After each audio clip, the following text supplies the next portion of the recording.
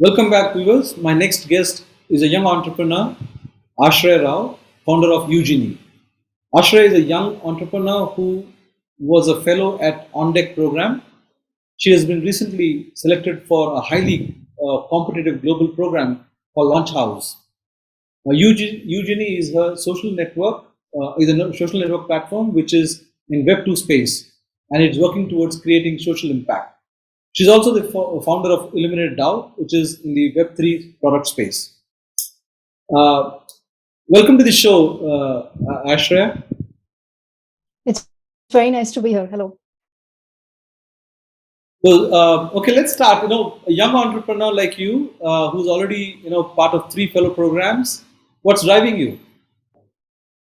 Well, it's very exciting to be in this space because as of 2020, we saw COVID hit, and it was a huge inflection point where everybody in the impact industry and the tech industry have come together to create solutions that can help our governments, that can help our supply chain, our food delivery, COVID supplies, and all of that. So it's been a very exciting time, especially for blockchain.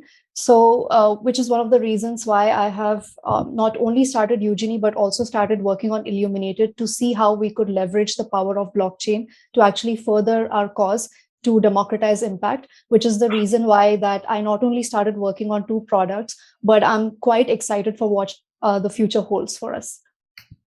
Well, it's difficult to run one startup, and here you're working on 2 products and 2 different technologies. Where do you get the energies from? Yeah, it is quite exhausting, to be honest. But I mean, it's also very exciting when you have a community of people that are so excited about what you're building. It definitely gives you that extra boost of energy that you need. So, as of now, thankfully, we're not burnt out. We are very excited. And as I said, DAOs, what we're currently building, which is the decentralized autonomous organization, is at a huge inflection point. So we're actually more excited for what the future holds and what we can unlock using the Web3 technology. So that's really driving me right now. Also, tell us about the fellow program that you would be attending soon, which is highly competitive, as you call it. Tell us, why is it highly competitive, and what would happen once you're there? How would it benefit you? So Launch House was actually founded as a live-in accelerator where founders from around the world could come in, hack on projects, discuss and be a sounding board for each other and try to make our companies better and grow them together. So that's exactly what I'm planning to do when I go to Launch House. Previous companies that have come out of Launch House have now become multi-million-dollar companies with one of our very well-known founders, who is known as Alex Masmej, launched his own coin and was one of the pioneers in launching his own tokens. And so whatever companies that have come out of Launch House so far, the Web3 companies have been really viral products. And I'm really excited to not just start building and be a part of the community, but also get connected to all the industries and VCs and everything else, the community that Launch House has to offer. As a young entrepreneur, how easy or difficult is it to get into a space which is highly competitive and which is constantly emerging, growing?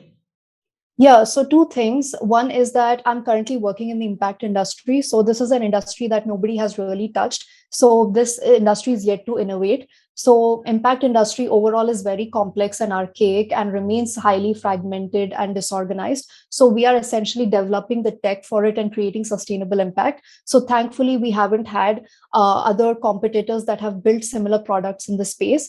But yes, when it comes to Web3 and blockchain, it is a very competitive space. It's a space that moves very fast. So you would see on any given week, you would see 10 new DAOs, 10 new tokens, and new protocols emerge. So it's very, very important to be hands-on, to be very current with the industry trends and keep up to make sure that you are always very current in developing the right protocols and tools that can benefit the community as a whole.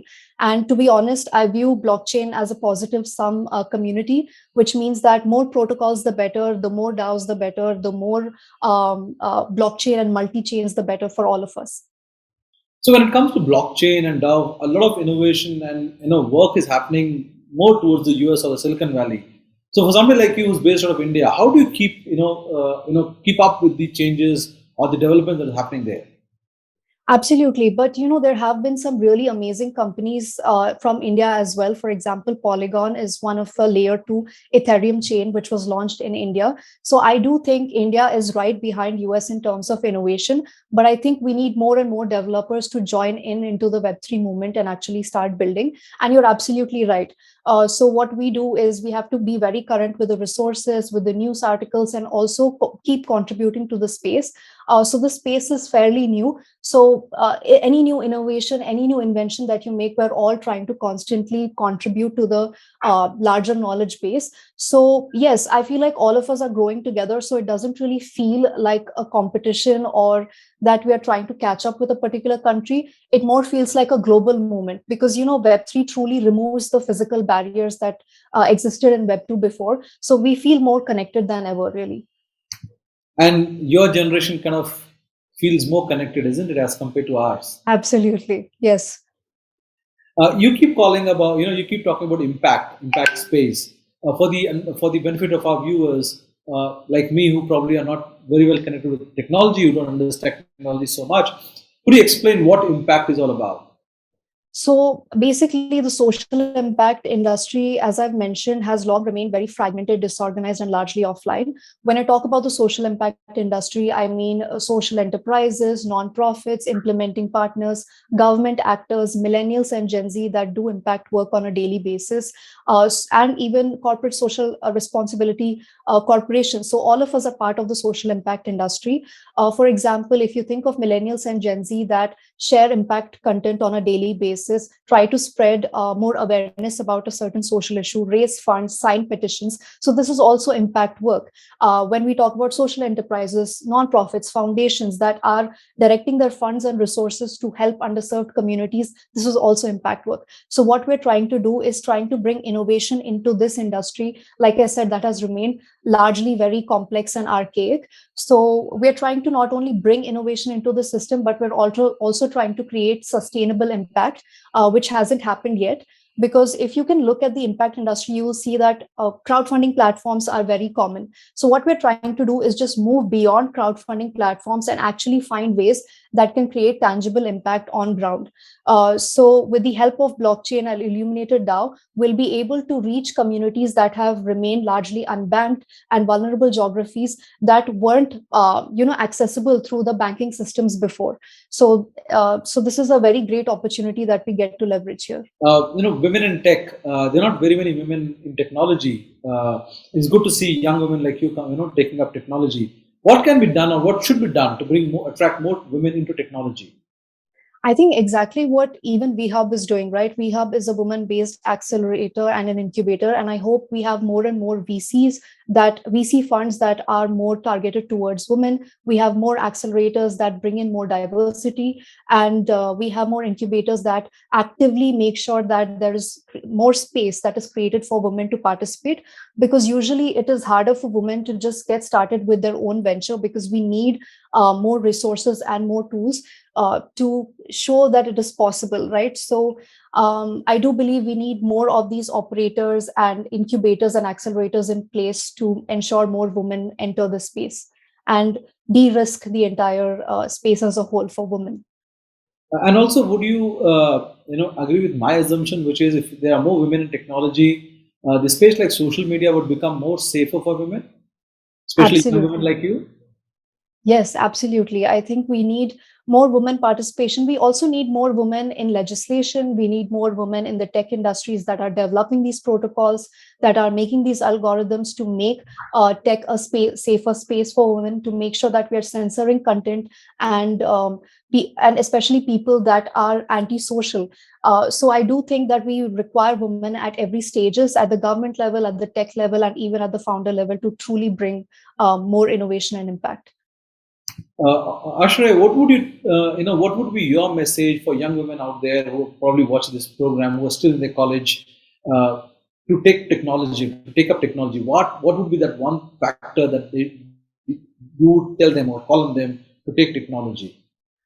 Right. So I would just say to not be intimidated. So what I've often witnessed, the difference between male founders and women founders is that men, even though they are not as experienced or just getting started, they still have the confidence to go forward and, get in and participate in these accelerators and incubators, not really worrying about what stage they are in. Whereas women tend to really overanalyze and make sure that we are at the correct stage, having the right metrics before we actually pitch to an investor. So, what I want women to do is to become less intimidated and more courageous and more fierce and get out there. No matter what stage you're in, no matter what idea stage you're in, just talk about it and become more confident and try to put out your ideas even more into the world. Because the more that you participate and speak up, not only do you encourage other women to do so, but you also you catalyze a whole community together that comes up just to help you, which has happened in my case as well. And for somebody like you who's now wanting, who will be going to, for this fellow program, uh, what can, how can other women prepare for it? Especially young women entrepreneurs can prepare for this. What are the tips that they need to keep in mind? I would say cold email anyone you can, cold call anyone you can. There is absolutely no shame in the game. So I feel like you should be very courageous and open to taking no for an answer. So you will get rejected first, but eventually you'll become good. So I want you to shoot your shot and reach out to the well-known investors that you can find, the most well-known accelerators you can find, and reach out to them personally, and you will find a way in. So as we say, you go either above the wall, under the wall, or through it. So it is very important to get your foot in the door. So first thing is cold message everyone, put out the help out there that you are looking to build this company, and surely help will come. So yes, that would be my advice for everyone out there. Was there any specific preparation that you had to do for this fellowship, or was it something natural? Why I ask this question is, there are certain things that when you're competing at global level, they would see in you. So, is it Right. something that you prepared from school when you were in school, or there's something that you prepared only once you got into entrepreneurship? And what are those?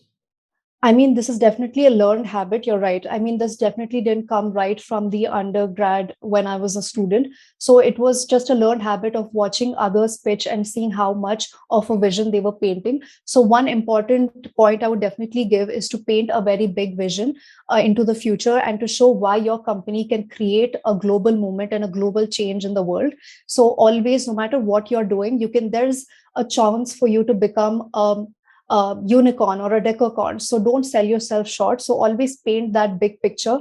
And investors and other operators love to see it, right? Everybody wants to be a part of something bigger than themselves. So it's your duty to paint the vision and show the world what your startup and your idea can do. So it is very important to do that first. So, what's the big idea YuGenie and Illuminated DAO aiming for? So we not only want to be the go-to app for everything social, so everything related to social impact, but we also want to truly democratize the impact space, which means that we are going to be inventing a global system of governance, which enables foundations, nonprofits, social enterprises, and millennials and Gen Z from around the world to not only participate in impact, but directly reach underbanked and underserved communities around the world and create some tangible impact. Aashraya, MyServe TV is a channel for startups and entrepreneurs like you. We also have a dedicated show for young entrepreneurs like you. What are your thoughts about the program and the content that we're doing? Absolutely. I think we need more platforms like My Startup TV. So, which is why I'm really excited to be here. I think that we need more educational platforms that can show young millennials and Gen Z in India as to what you can actually achieve through startups and the value that you can create. So, it is, even for me, it's a huge learning opportunity just to watch other founders and leaders and listen to their thoughts about what they think about the industry. So, it's been not only very educational, but I hope it becomes a global force where people from around the world are able to, just with the push of a button, get the knowledge that they want to receive about the startup space, which has not been available to us before. Thank you, Aashraya. Thank you for joining us. And we hope to see you on our Young Entrepreneur Show sometime soon. Thank you very much. Thank you so much. It was great to be here. Thank you.